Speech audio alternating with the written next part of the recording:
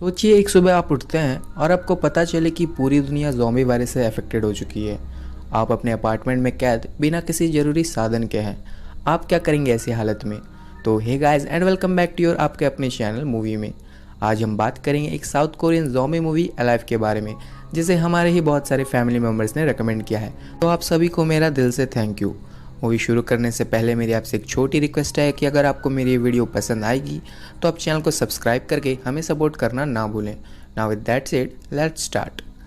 Movie शुरू होती है और हम जून को देखते हैं। जून की फैमिली में उसके मॉम डैड और एक छोटी बहन है। सुबह उठने पर जून को पता चलता है कि उसकी फैमिली बाहर शॉपिंग पर गए हुए थे। वो रोज़ की तरह लाइव स्ट्रीम पर पबजी खेलने लगता है। इसी दौरान स्ट्रीम पर उसके दोस्त उसे टीवी ऑन करने को कहते हैं। कुछ बुरा होने वाला था। जून जल्दी टीवी ऑन कर लेता है। पता चलता है कि श्योल शहर में एक वायरस फैल गया है। वायरस की वजह से लोग ज़ॉम्बीज़ में कन्वर्ट होते जा रहे थे और एक दूसरे को मारने लगे थे। तभी जून को बाहर से आवाज़ आने लगती है। बालकनी से देखने पर उसके होश उड़ जाते हैं। जो लोग इन्फेक्ट हो चुके थे वो दूसरों पर अटैक कर रहे थे, जिसके बाद काटे जाने वाले इंसान भी ज़ॉम्बीज़ में तब्दील हो रहे थे। डर और शौक से उसे कुछ समझ नहीं आता है और वो घर के अंदर चले जाता है। अचानक दरवाजे पर जोर जोर के दस्तक आने लगते हैं और डोर से देखने जब आगे बढ़ता है, दरवाज़ा खोलकर एक अनजान आदमी घर के अंदर आ जाता है, जो कि दरअसल उसका ही नेबर था। जून उसे बाहर निकालने की कोशिश करता है, लेकिन नेबर उससे काफ़ी मिन्नतें करता है कि उसे बाहर ना निकाले। जून फिर भी उसे जब बाहर जाने को कहता है, नेबर उससे उसका वॉशरूम यूज़ करने की परमिशन मांगता है। जून इसके लिए मान जाता है। जून टीवी पर देखता है कि लोगों की ये हालत ज़ॉम्बी वायरस के कारण हो रही थी। ज़ॉम्बी वायरस से अफेक्टेड लोग कैनिबलिस्टिक नेचर यानी कि मांसाहारी बन रहे थे और उनकी आंखों से खून बाहर आने के सिम्टम्स आने लगे थे। जैसे ही उसका नेबर बाहर आता है, वो देखते ही देखते एक ज़ॉम्बी में कन्वर्ट हो जाता है और जून पर हमला कर देता है। जून लकीली उसे अपने फ्लैट से बाहर निकालने में कामयाब हो जाता है और दरवाजे को फ्रिज से ब्लॉक कर देता है। इसके बाद वो काफ़ी घबरा जाता है, क्योंकि पता नहीं उसकी फैमिली जिंदा भी थी या नहीं। वो जल्दी से उन्हें कॉल करता है, मगर कॉल कनेक्ट नहीं होता। लेकिन मोबाइल पर उसे उसकी मदर का एक वॉइस मैसेज आता है कि वो सब लोग सेफ थे। जून की मदर उसे किसी भी हालत में ज़िंदा रहने को कहती है। जून को इसके बाद थोड़ी सी राहत मिलती है। वो एक पेपर पर अलाइव लिखकर उसे अपने फैमिली फ़ोटो पर चिपका देता है, ताकि उसे इससे थोड़ी मोटिवेशन और होप मिलती रहे। सोशल वेबसाइट्स पर उसी के जैसे और भी काफ़ी लोग थे जो बिल्कुल इसी तरह से ट्रैप्ड हो चुके थे। इसलिए वो भी खुद की एक फ़ोटो क्लिक करता है और कैप्शन था, आई मस्ट सर्वाइव। टीवी पर न्यूज़ से पता चलता है कि दिन ब दिन ज़ॉम्बी इन्फेक्शन बढ़ती जा रही थी और गवर्नमेंट भी इसके लिए कुछ नहीं कर पा रही थी। जून अपने सेलफोन को ड्रोन से चिपकाकर नेटवर्क ढूंढने की कोशिश करता है, ताकि वो अपनी फैमिली को कॉल कर सके, लेकिन इससे पहले ही मोबाइल की बैटरी ख़त्म हो जाती है। फ्रस्ट्रेट होकर वो सो जाता है। रात में बिल्डिंग के नीचे से कुछ आवाज़ें आने लगती है, जिससे उसकी नींद टूट जाती है। बालकनी से जब वो देखता है, एक पुलिस ऑफिसर नीचे ज़ॉम्बीज़ के बीच फंस गई थी। वो चिल्लाकर ज़ॉम्बीज़ के ध्यान को भटकाने की कोशिश करता है, मगर उसका कोई फ़ायदा नहीं होता। ज़ॉम्बी उस लेडी ऑफिसर को मार डालते हैं। तभी अचानक पीछे से एक ज़ॉम्बी घर के अंदर आ जाता है। जो उनकी बहुत कोशिश करने पर भी वो उसे रोक नहीं पाता। जल्दी से वो रेलिंग से छलांगा लगा देता है और ज़ॉम्बी भी उसके पीछे जंप कर देता है। दरअसल जूल रेलिंग के सहारे ही बिल्डिंग से कूदने की नाटक करता है और ज़ॉम्बी नीचे गिर के उसकी मौत हो जाती है। अब जून को कुछ समझ नहीं आ रहा था कि वो क्या करे। न जाने कब वो भी इन्फेक्ट हो जाए, इसलिए वो हर रोज़ खुद की एक वीडियो रिकॉर्ड करता। अब पूरे 2 दिन हो चुके थे और अब घर का सारा खाना ख़त्म हो चुका था, इसलिए वो अपने डैड की वाइन कलेक्शन से निकालकर शराब पीने लगता है।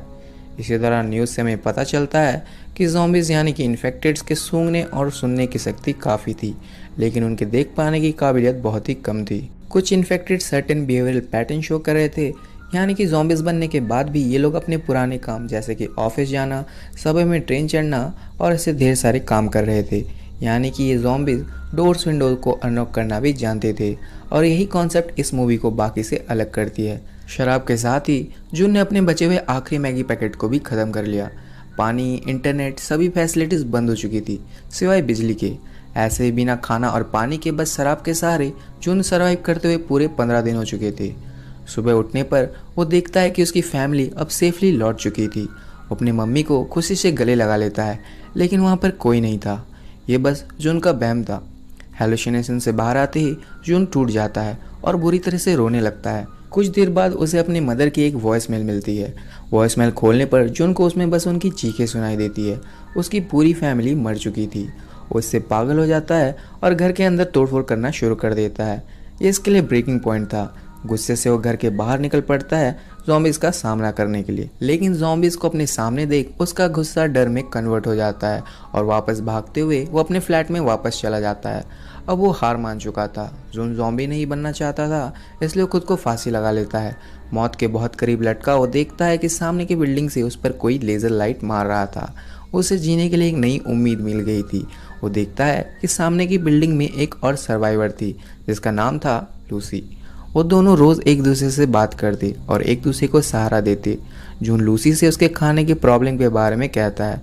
लूसी एक बॉल पर रस्सी लगाकर उसे जून की खिड़की तक फेंकती है, लेकिन रस्सी नीचे गिर जाती है। जून इस पर अपना ड्रोन भेजता है जिससे वो लोग एक दूसरी रस्सी बांध लेते हैं और लूसी उसे खाना भेजती है। लेकिन प्रॉब्लम तो अब शुरू होने वाली थी। लूसी ने नीचे फेंके हुए रस्सी को ऊपर नहीं उठाया था। इसी रस्सी को एक इन्फेक्टेड पर्सन देख लेता है जो कि एक फायर फाइटर था। अब क्योंकि इन ज़ॉम्बीज़ को अपने पुराने काम याद थे, फायर फाइटर को रस्सी चढ़ना आता था और रस्सी के सहारे ही लूसी के बिल्डिंग पर चढ़ने लगता है और इससे पहले कि लूसी रस्सी को काट पाए एक टेबल से टकरा कर वो बेहोश हो जाती है। जून जल्दी से अपना ड्रोन उड़ाकर ज़ॉम्बी का ध्यान भटकाने की कोशिश करता है, लेकिन खुद जून के दरवाजे पर ही बहुत सारे ज़ॉम्बीज़ अंदर आने की कोशिश कर रहे थे। लूसी के बालकनी पर ज़ॉम्बी चढ़ ही चुका था कि तभी उसे होश आ जाता है और एक चाकू से वो ज़ॉम्बी के हाथ को काट देती है। फायर फाइटर ज़ॉम्बी नीचे गिर जाता है और उसकी मौत हो जाती है। उसी रात जून चुपते हुए दूसरे फ्लैट्स में खाना और बाकी ज़रूरी के सामान के तलाश में बाहर जाता है। रास्ते में उसे उसके पड़ोसी की लाश मिलती है जो शुरुआत में उससे मदद मांगने आया था। लाश से वो घर की चाबी निकाल लेता है और घर के अंदर चला जाता है, जहाँ पर उसे खाने के लिए सामान, एक ईयरफोन, 2 वॉकी टॉकीज़ और बाकी कुछ सामान मिलते हैं। जून को बिस्तर पर एक औरत की लाश दिखती है। तभी पीछे से एक ज़ॉम्बी उस पर अटैक कर देता है, लेकिन वो किसी तरह यहाँ से बचकर अपने फ्लैट पर पहुँच जाता है। ईयरफोन जैक की मदद से वो एक रेडियो ट्रांसमिशन करने की कोशिश करता है, लेकिन वो हेल्प के लिए कांटेक्ट करे इससे पहले श्योल शहर के सारे रेडियो फ्रिक्वेंसीज बंद हो चुके थे। वो इससे काफ़ी निराश हो जाता है। अब वो लूसी को एक वॉकी टॉकी उसके पास भेज देता है जिससे वो दोनों एक दूसरे से बात कर पाएँ। इस मुश्किल घड़ी में वो दोनों ही बस एक दूसरे का साथ थे। पानी के लिए उन दोनों को बारिश का सहारा लेना पड़ता था।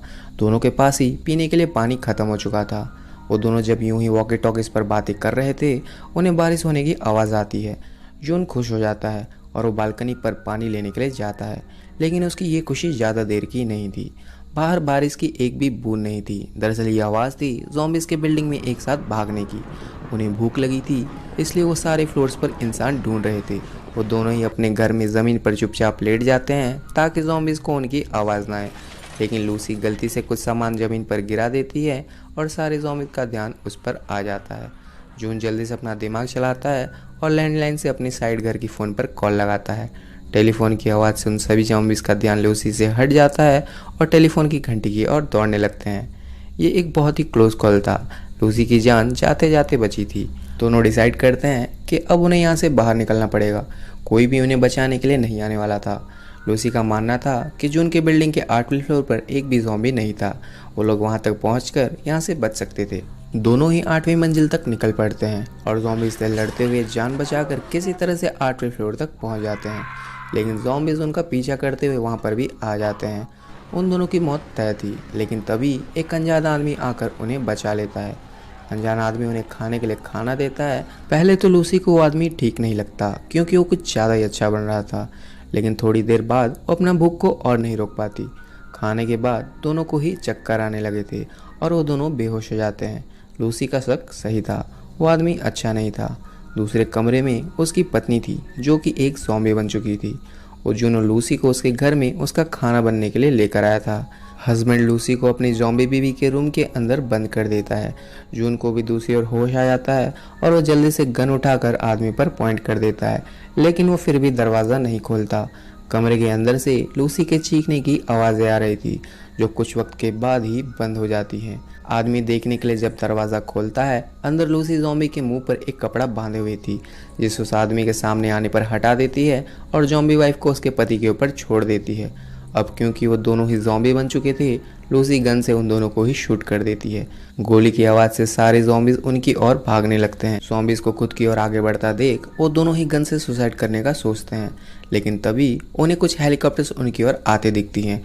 जल्दी से वो लोग बिल्डिंग के छत पर जाते हैं, लेकिन वहाँ पर कोई भी हेलीकॉप्टर नहीं था।